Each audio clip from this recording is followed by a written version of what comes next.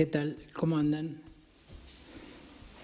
Soy el profe de bajo de la Escuela Municipal de Música, también el profe de bajo de la ESCO Music y profe de bajo de así particular. Toqué mucho tiempo el bajo, me llamo Daniel Vélez.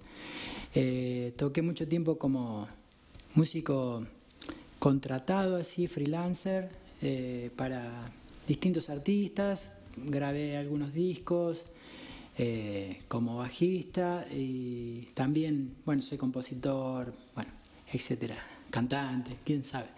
Y bueno, debido a esta cuarentena que tenemos que respetar, cada uno en su casa, surgió la propuesta de que grabe lo que sería una clase conmigo, una clase habitual. Así que vamos a arrancar desde lo más básico, ¿no es cierto? Desde conocer el instrumento, por ejemplo. Esto es un bajo de 5 cuerdas en este caso, y tiene la particularidad de que es un instrumento que casi siempre fue de acompañamiento hasta que llegó. Bueno, el primero de todos ellos, Paul McCartney, quizás, no me quiero saltear toda la historia de este bajo que es genial. Fue inventado, o el primero que lo construyó fue Leo Fender, el mismo que inventó la guitarra eléctrica, o uno de los primeros que inventó la guitarra eléctrica. Y bueno, antes de llevarlo a su versión solista por artistas como Jaco Pastorius, antes era meramente un instrumento de acompañamiento. Empezó a ser más melodioso en sus arreglos con el gran Paul McCartney, entre otros, obviamente. Y hay para todos los gustos para opinar, pero esos son algunos de los artistas más referentes y que le dieron solidez a la carrera de bajista, y todos tratamos de imitarlos siempre, quiéralo o no, terminamos tratando de tocar alguna cosa que haría alguno de ellos. Bien, las partes del instrumento las tenemos que conocer, ¿no es cierto? Vamos a suponer que no agarraste nunca jamás un bajo o una guitarra eléctrica porque son muy similares. Entonces vamos a empezar desde cero. Empezamos por la conexión. El conector se llama plug con G.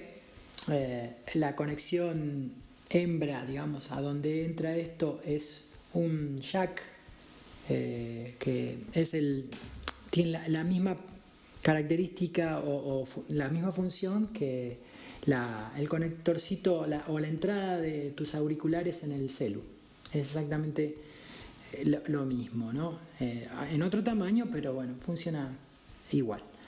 Después tenemos acá los puentes individuales de cada una de las cuerdas, porque con esto logramos que tenga un ajuste más fino el instrumento. Podemos entonarlo, o sea, lograr que la cuerda exactamente en la mitad quede acá sobre el traste 12. Eso lo puedes hacer una vez que estudias un poco o digamos que te haces más experto en el instrumento, podés meter mano ahí, pero convendría que al principio lo maneje un técnico, un luthier, si no vas a meter la pata. Y también regulás la altura de las cuerdas, ¿no? Con la misma pieza, pero con otro tornillo que es perpendicular y bueno, levanta y hace que la cuerda quede volando, ¿no? Para que pueda vibrar con soltura. Después tenemos los micrófonos, que lo acerco así para que se vea, ¿no? Los micrófonos son estas dos varillas de plástico, le decimos pastillas a veces, y tenés uno de agudos, este micrófono de agudos y este de graves. Y a su vez tenemos un control de volumen de cada uno de ellos. Tenés el de esta perilla acá, es un potenciómetro, el control de volumen de graves y el control de volumen de agudos. Y acá tenés un filtro de agudos, justamente para atenuar esa banda de frecuencias donde se escuchan estos soniditos. Es ahí y este otro tan feo, que se llama trasteo, que es cuando haces un pifie, cuando pifias una nota, o bien porque tenés las cuerdas súper nuevas y bueno, y por ahí tenés una manera de tocar un tanto desprolija. Entonces más o menos se corrige eso, pero no es para eso, es para darle a tu sonido una estética de acuerdo al estilo que estés tocando, ¿no es cierto? Vamos a ver un ejemplo. Suponete, si estamos tocando algo medio rocker, le viene bien, ¿viste? Estás tocando.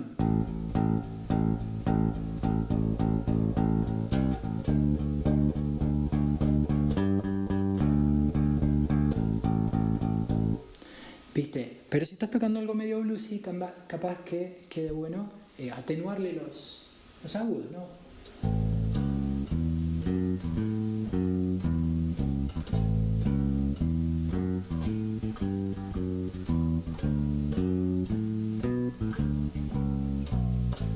Bueno, en fin.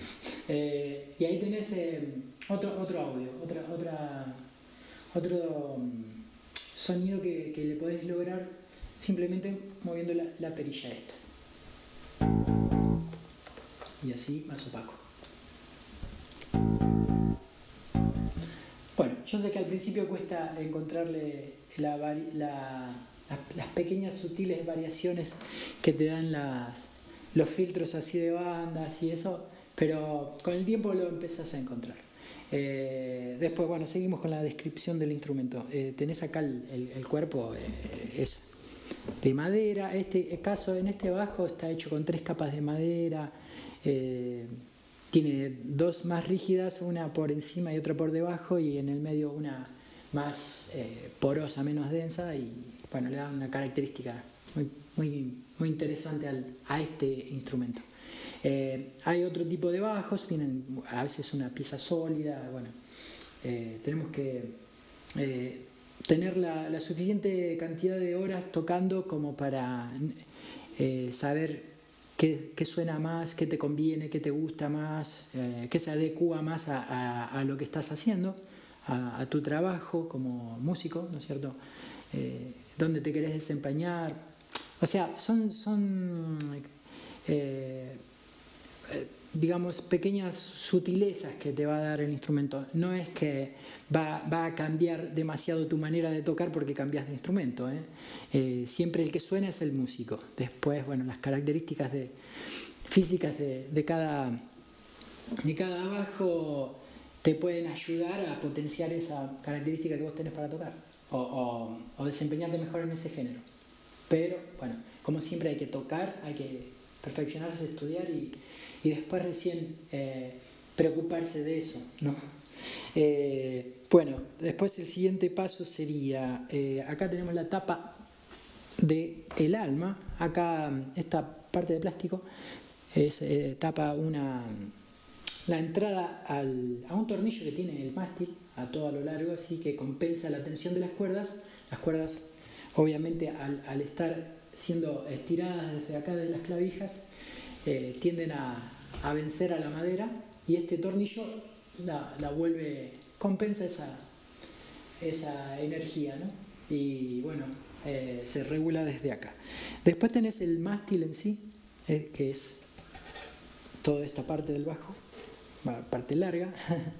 Acá tenés hasta puntitos que a veces te guían, siempre y cuando toques y no haya luz estroboscópica así con flashes, porque ahí directamente, si no sabes perfecto el tema, estás frito, y si te tiran humo, fuiste también. Así que bueno, estos puntitos ayudan hasta por ahí nomás. Este acá ni siquiera tiene puntos de frente, este bajo, mirá, ¿ves? No tiene puntos en la trastera.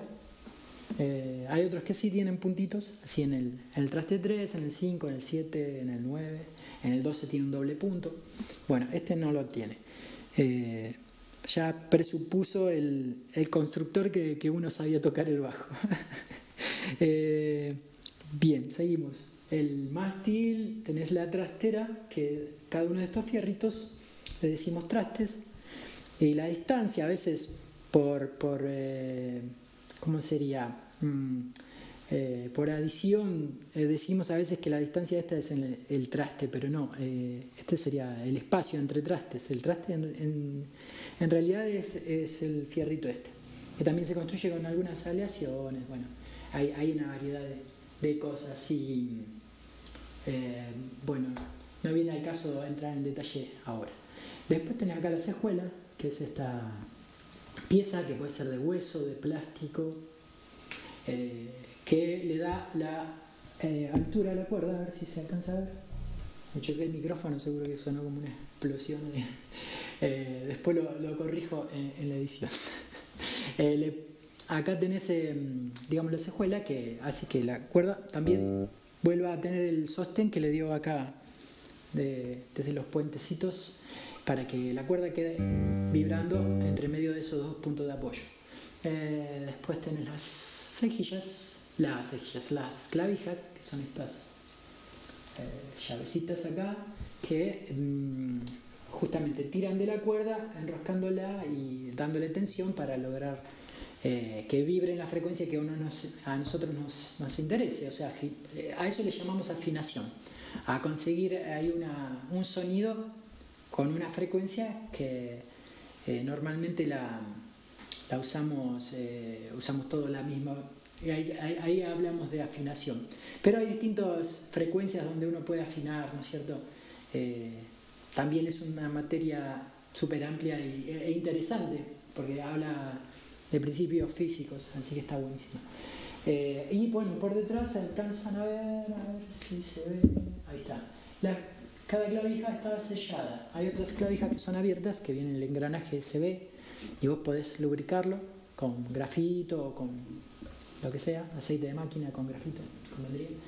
Estas vienen selladas, así que ya vienen de fábrica para siempre, autolubricadas. No tenés que meter nada ahí ni tocar, y mucho mejor que no toques nunca nada de eso. Bueno, eso es en sí las partes del bajo. Después, bueno, la parte de atrás tenés acá las clavijitas, los dos tornillos con que sostenés el mástil, para que todo vibre como si fuera una sola pieza, ¿no es cierto? Cuanto mejor resuene toda la madera en su conjunto, vas a lograr un sonido mejor, más balanceado, ganas en sustain. El sustain es la duración de la nota, ¿no? Cuanto mejor es el instrumento, bueno, eso es una ventaja. Cuando te pongas a tocar vas a notar que es una interesante ventaja. Bien, ahora tendríamos que pasar meramente... bueno, acá atrás tengo una cavidad para una batería. En este caso mi bajo es pasivo, la mayoría suelen ser pasivos.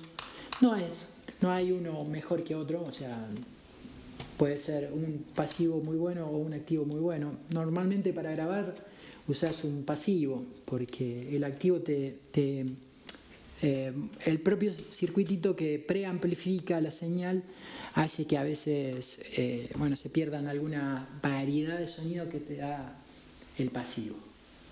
Ya también para profundizar, ¿no? La ejecución en sí es súper simple, una de ellas, que es pasar el dedo así.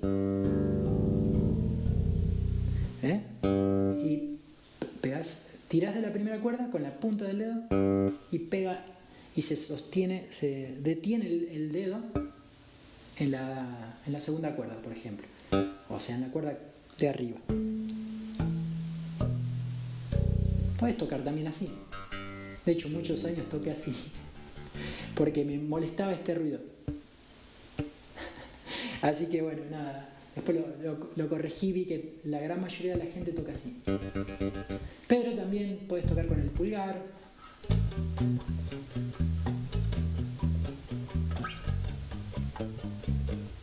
Puedes tocar tranquilamente con el pulgar. Puedes tocar con púa. Puedes tocar haciendo slapping.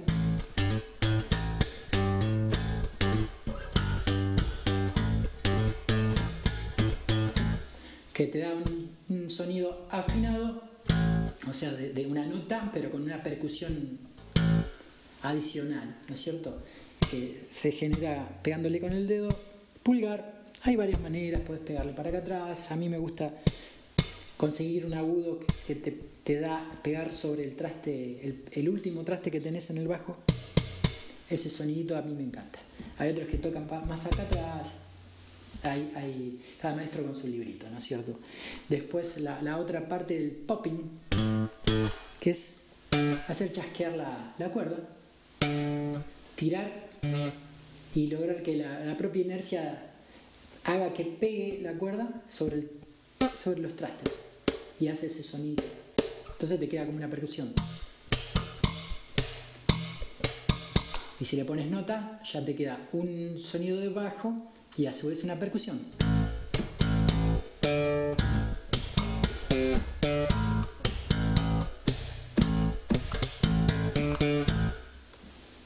Y se pone súper interesante explorar esa técnica. Después tenés tapping, qué sé yo, podés tener...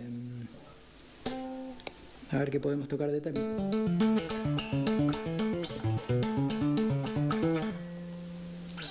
Y es percutiendo con un dedo de la mano derecha, logrando un sonido en los agudos y bueno, y con ligados logras como dos partes de la misma melodía sobre una cuerda. Hay quien lo usa y se pone interesante. Después podés tocarlo también como una guitarra, qué sé yo.